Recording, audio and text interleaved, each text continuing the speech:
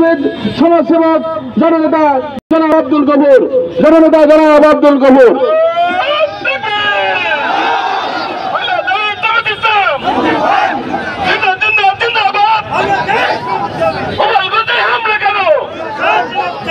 আউযু বিল্লাহি মিনাশ শাইতানির রাজিম। বিসমিল্লাহির রহমানির রহিম। সংগ্রামী তৌহিদি জনতা, প্রিয় কুষ্টিয়াবাসী, আসসালামু আলাইকুম ওয়া রাহমাতুল্লাহ।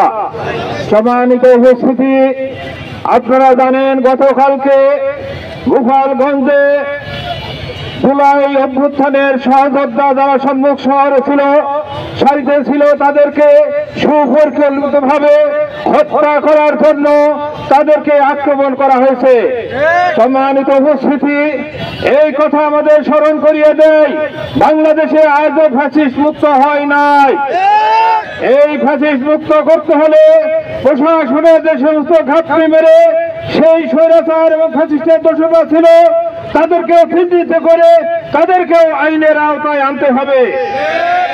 এই জন্য বলছে কথা, কিভাবে প্রশাসনের সামনে, সেনাবাহিনী পুলিশের সামনে সহযোদ্ধাদের হত্যা করার পরিকল্পনা করতে পারে এবং দেখাতে পারে, এটা আমাদের হিসাবে পড়ে না।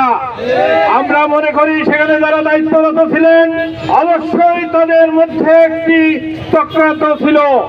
সম্মানিত উপস্থিতি, আমরা এই সমাবেশ থেকে বলে দিতে চাই, ফ্যাসিস্টকে আবার পুনর্বাসন করার জন্য যারা মনে মনে লালন পালন করছেন, এটা কখনোই বাংলাদেশে সম্ভব নয়।